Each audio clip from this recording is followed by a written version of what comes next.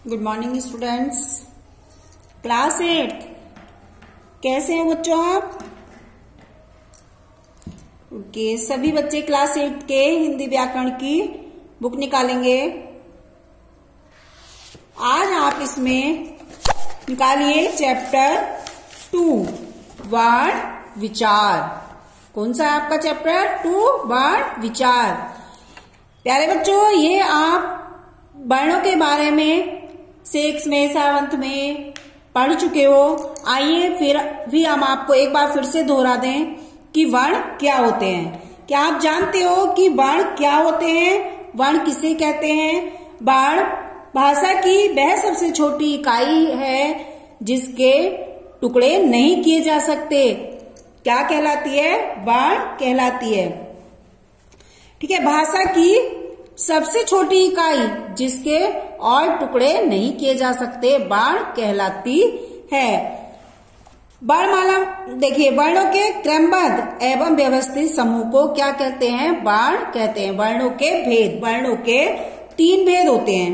वर्णों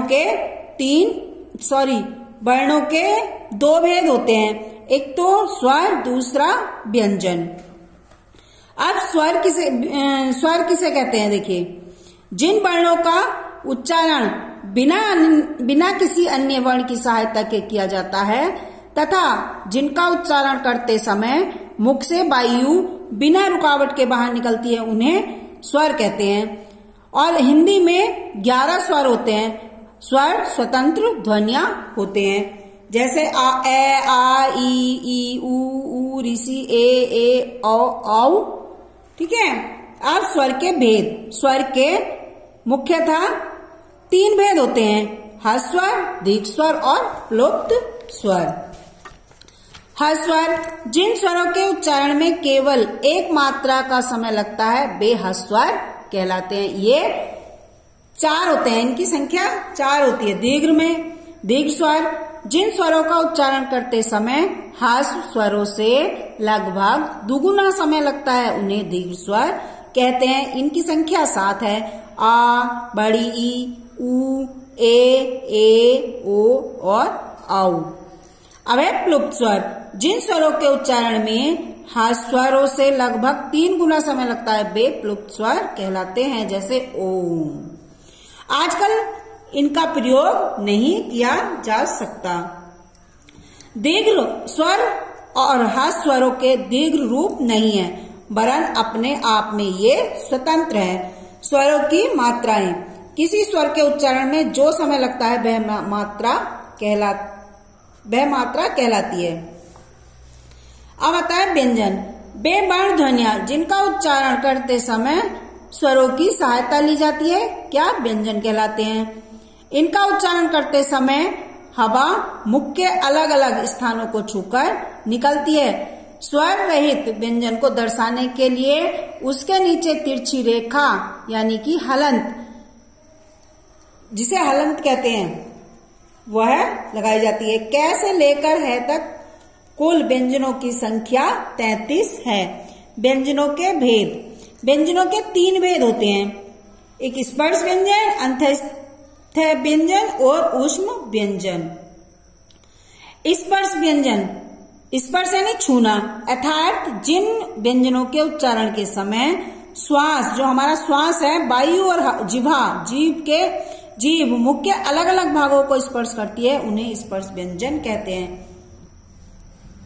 अब है अंतस्थ व्यंजन। अंतस्थ यानी मध्य, बीच वाला, स्थित। इन व्यंजनों का उच्चारण स्वर तथा व्यंजन के मध्य होता है। उच्चारण के समय जिह्वा मुख के किसी भाग को स्पर्श नहीं करती। ये संख्या में 4 है: य, रे, ले, वे। ये बीच में ही है। ओस व्यंजन यानी गर्म। इन व्यंजनों के उच्चारण के समय वायु मुख से रगड़ खाकर ऊष्मा पैदा करती है, यानी उच्चारण के समय मुख से गर्म हवा निकलती है। ये 4 हैं: श और श।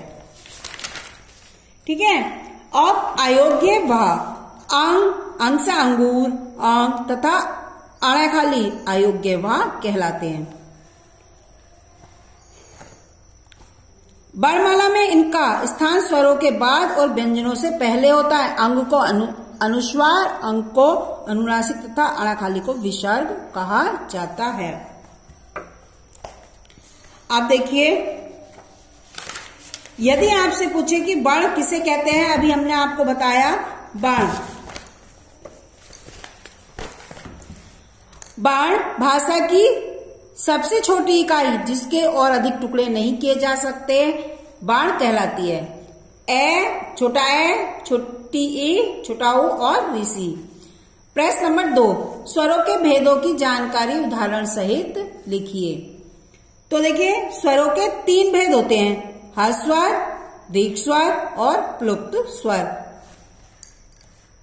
अब ह्रस्व स्वर, अभी हमने आपको बताया था ह्रस्व स्वर के बारे में कि जिन स्वरों के उच्चारण में केवल एक मात्रा का समय लगता है वे ह्रस्व स्वर कहलाते हैं। ये संख्या में 4 होते हैं, ए, ई, ऊ और ऋषि। अब आता है दीर्घ स्वर। इन स्वरों का उच्चारण करते समय स्वरों से लगभग दुगना समय लगता है, तो उन्हें दीर्घ स्वर कहते हैं। ये 7 होते हैं, आ, बड़ा आ, छोटी ऊ, ए, ओ और औ। ठीक है। अब आता है प्लुप्त स्वर। जिन स्वरों के उच्चारण में लगभग 3 गुना समय लगता है उन्हें दीर्घ स्वर कहते हैं, वे प्लुप्त स्वर कहलाते हैं, जैसे ओम। अब स्वर तथा व्यंजन में क्या अंतर है? स्वर तथा व्यंजन में क्या अंतर है आपको ये बताना है। स्वर में देखिए, स्वर में वर्णों का उच्चारण अन्य वर्ण की सहायता से किया जाता है, लेकिन व्यंजन में वर्णों का उच्चारण करते समय स्वरों की सहायता ली जाती है। सेकंड, स्वर का उच्चारण करते समय मुख से वायु बिना रुकावट के बाहर निकल जाती है, किंतु व्यंजन का उच्चारण करते समय हवा मुख के अलग अलग स्थानों को छूकर बाहर निकलती है। अब अयोग्यवाद किसे कहते हैं? अयोग्यवाद किसे कहते हैं? आंग, आंग तथा अणाखाली अयोग्यवाद कहलाते हैं। अब आइए देखिए, आपका क्वेश्चन है ये, हाँ अथवा नहीं में उत्तर दीजिए। क्या वर्ण के खंड नहीं किए जा सकते? तो ये आपका सही है, वर्ण के खंड नहीं किए जा सकते। अब सेकंड, क्या वर्ण 2 प्रकार के होते हैं? नहीं, वर्ण 2 प्रकार के नहीं होते। वर्ण कितने प्रकार के होते हैं?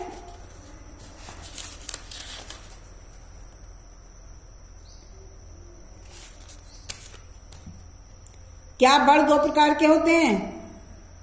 सही है गलत? ये हमारा सही है, वर्ण 2 प्रकार के होते हैं, ये सही है। क्या श और है स्पर्श व्यंजन है? नहीं, ये ऊष्म व्यंजन है, तो ये होगा नहीं। क्या स्वर स्वतंत्र ध्वनियां हैं? हाँ, स्वर स्वतंत्र ध्वनियां, ये सही है। हाँ। क्या स्पर्श व्यंजन 35 है? ये गलत है, ये 25 है स्पर्श व्यंजन। अब आता है निम्नलिखित संयुक्ताक्षरों पे द्वित्व व्यंजनों से 3-3 शब्द बनाने हैं। ठीक है, जैसे जय है, ये जय था, तो जैसे जय राज्य, पूज्य और सत्य। ला, छल्ला, पल्ला, गल्ला। ठीक है। दध, दध जैसे सिद्ध, विरुद्ध, पद्धति, पद्धति, सिद्ध और विरुद्ध। चा, चम्मच, कच्चा, बच्चा। अन, अन, पन्ना, गन्ना। ठीक है। अब आता है निम्नलिखित का संयुक्त अक्षर का प्रयोग करके करके 4-4 शब्द लिखने हैं संयुक्त अक्षर के। संयुक्ताक्षर से हमें 4 शब्द बनाने हैं, जैसे रक्षक, भक्षक और क्षोभ। ये हो गया हमारे संयुक्त अक्षर से। अब दूसरा है आपका अनुनासिक से बनाने हैं आपको। अनुनासिक, अनुनासिक से देखिए बनाने हैं आपको जैसे फांसी, खांसी और चांदनी, ये हो गए हमारे अनुनासिक से। अब आता है आपका विसर्ग। विसर्ग से शब्द बनते हैं जैसे अतः, प्रातः और स्वतः। अब आता है आपका संयुक्त व्यंजन।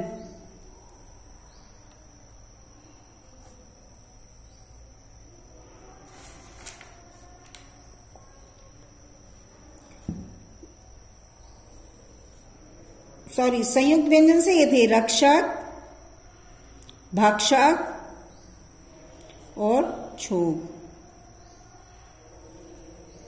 और संयुक्त अक्षर से थे आपके, संयुक्त अक्षर से थे जैसे पूज्य, राज्य, पत्नी, ये हुए आपके संयुक्त अक्षर से। संयुक्त अक्षर से पूज्य, राज्य और पत्नी। विसर्ग से अतः, प्रातः, स्वतः। संयुक्त व्यंजन से रक्षक, भक्षक और क्षोभ। ठीक है। अब आता है आपका सही विकल्प पर सही का निशान लगाइए। सही विकल्प पर सही का निशान लगाइए। हिंदी भाषा में स्वरों की संख्या कितनी है? 4, 7, 11 या 20? तो है हमारी 11। अब है अन्य किसी वर्ण की सहायता लिए बिना उच्चारण किया जाता है, मतलब किसी भी वर्ण की सहायता बिना, व्यंजनों का, स्वरों का, द्वैतों का, संयुक्त अक्षरों का। तो ये हुए स्वरों का। जिन स्वरों का उच्चारण करने में सबसे कम समय लगता है उसे क्या कहते हैं? जिन स्वरों का करते समय सबसे कम समय लगता है वे है हमारे ह्स्वर, ह्स्वर है। जिस अयोग्य भाग के उच्चारण में हवा मुख और नाक से निकलती है वह कहलाता है अनुनासिक।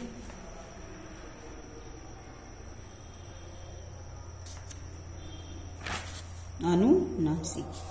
ये आज आपका सेकंड चैप्टर कंप्लीट हो चुका है। आज के लिए इतना ही। धन्यवाद बच्चों।